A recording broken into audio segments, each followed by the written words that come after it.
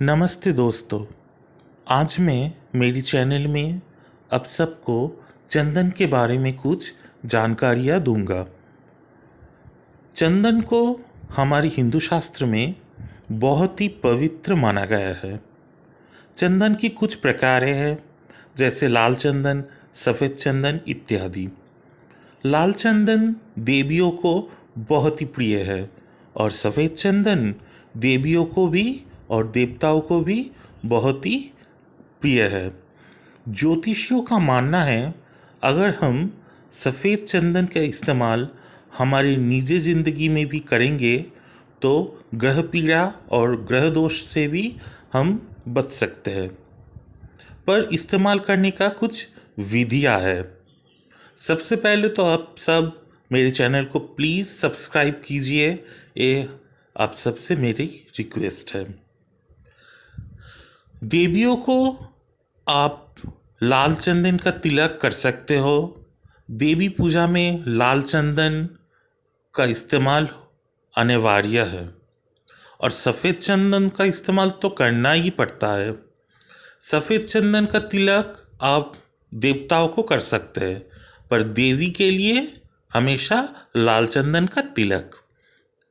पूजा में इस्तेमाल किए गए फूल हमेशा चंदन लगाकर ही चढ़ाना चाहिए।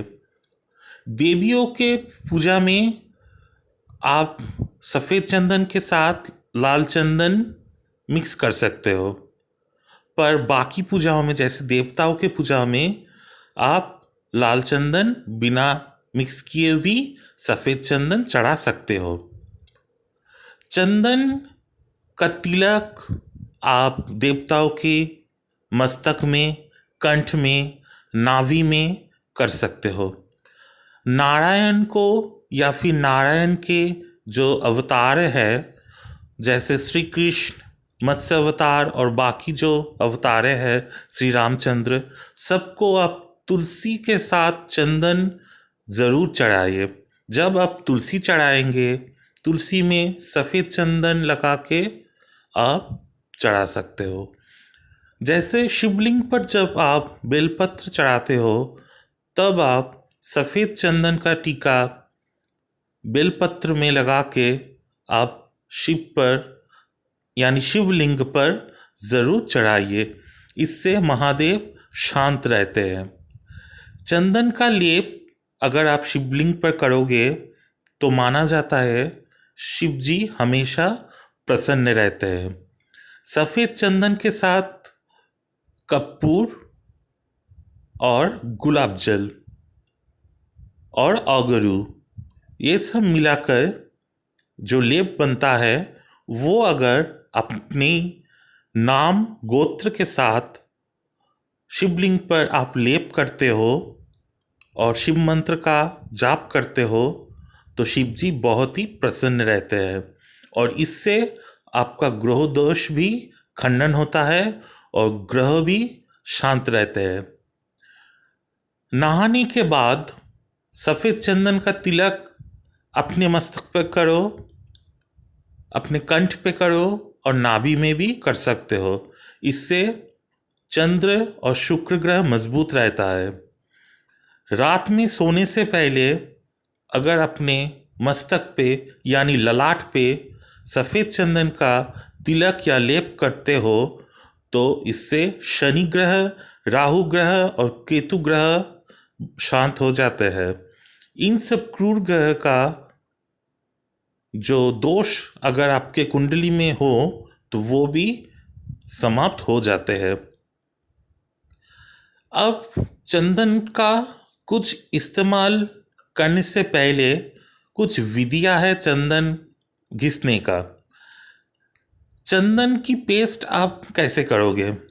हमेशा चंदन की पेस्ट जो शिला होता है, जिसे चंदन पीढ़ी भी कहा जाता है, उस पत्थर की शिला पे आप चंदन को घिसो।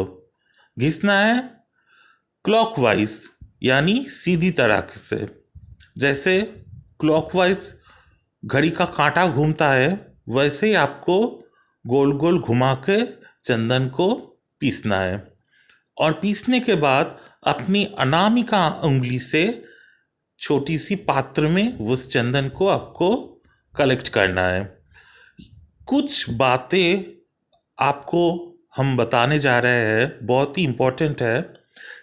कुछ लोग चंदन घिसने के बाद डायरेक्ट वो शिला से चंदन लेके भगवान को चढ़ा देते हैं। ये बहुत ही बुरी बात है, बहुत ही दोषजनक बात है। कभी भी डायरेक्ट शिला से चंदन लेके भगवान को अर्पित नहीं करना चाहिए। आप फूल जब चढ़ाते हो तब शिला से चंदन स्पर्श करके आप भगवान को चढ़ा सकते हो, पर डायरेक्ट जब आप गंध के रूप में चढ़ाते हो या फिर अंगराग के रूप में आप तिलक करते हो, तब आपको चंदन घिसने के बाद छोटी सी कटोरी या कोई पात्र में उस चंदन को अनामिका उंगली से आपको कलेक्ट करना पड़ेगा। फिर वहाँ से उस पात्र से आप भगवान को चंदन चढ़ा सकते हो। श्री कृष्ण के नाभि में भी आप चंदन का लेप कर सकते हो। जैसे पुरी के जगन्नाथ को चंदन का लेप किया जाता है नाभि पर, क्योंकि उस नाभि को ब्रह्म नाभि कहा जाता है।